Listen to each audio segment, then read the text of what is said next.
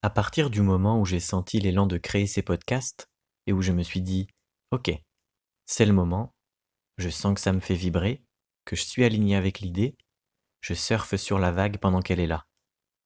La seconde qui a suivi, j'ai senti la peur et j'ai entendu ma tête me ramener dans son blabla.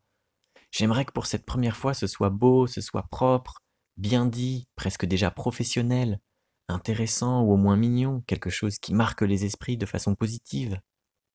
Cet exemple me fait remarquer que je veux tout, trop vite, tout de suite. Je me perds dans des détails, je place la barre haut. C'est comme lorsque je cherche à acheter un objet sur Internet notamment. J'ai l'idée initiale qui correspond à l'envie de cet objet, souvent pour une fonction précise ou pour le plaisir qu'il va me procurer. Puis je me mets à regarder les options possibles, les différentes versions qui existent. Parce que quitte à acheter quelque chose, à faire cette démarche, autant le faire bien, n'est-ce pas? Ce qui est traduit par mon cerveau en autant le faire parfaitement, ou au moins viser le top du top direct.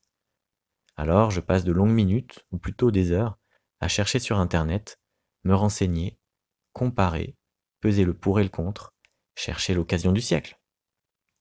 Bref, beaucoup de temps, beaucoup de projections, d'hypothèses, de théories, et finalement rarement d'actions, d'avancées concrètes. À vouloir trop bien faire, à vouloir faire parfaitement, par peur de faire de mauvais choix, de regretter, on fait moins, on vit moins, moins d'expérience. Au point où on atteint un paradoxe. Après s'être tant renseigné, après tant de cogitation et d'hésitation, on se sent rempli d'informations, d'un certain savoir, presque comme un expert. Mais dans le même temps, on se sent totalement novice, incapable de faire des choix, de passer à l'action. On est comme coincé dans la bibliothèque de nos pensées et émotions, incapable de sortir et d'aller jouer dehors. Ça me fait d'ailleurs penser au rapport que j'ai pu avoir et qu'il m'arrive encore d'avoir avec le développement personnel. J'ai le sentiment que de nos jours, la notion de bien-être, de développement personnel, c'est comme une réponse à tous nos maux, un antidote universel ou un hobby en soi, détaché de tout intérêt pratique parfois. Et le comble, ce serait de rester coincé chez soi, à lire des bouquins, regarder des vidéos, écouter des podcasts, afin d'apprendre par exemple les meilleures méthodes pour se sociabiliser, se faire des amis, apprendre à décortiquer les enjeux dans les relations sociales, au point où on en oublierait d'aller apprendre au contact des autres, de vivre des expériences. Ce serait comme un chevalier au temps du Moyen Âge qui passerait son temps à forger et aiguiser la meilleure épée possible, pendant que le reste du château est occupé sur le champ de bataille. Avoir l'épée la plus solide, la plus tranchante, la plus pratique est un noble projet, mais tout ce travail perd de son sens si on ne va jamais ou trop rarement sur le champ de bataille pour pratiquer. La jeunesse calcule en fonction des sommets.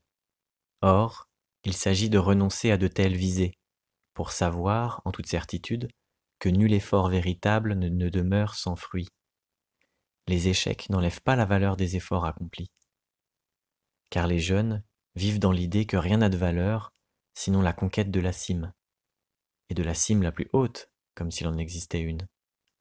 Cette conquête leur échappant, chacun de leurs pas, bien sûr, les désespère. Le chemin, contrairement à ce que croit la jeunesse, n'est jamais direct. Le résultat, le but, est invisible. Nous ne voyons pas le sommet qu'il s'agit d'atteindre.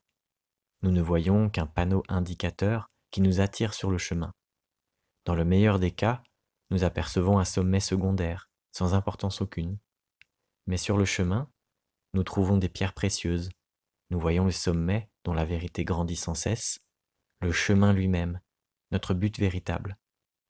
Les êtres les plus grands sont les meilleurs connaisseurs de chemin.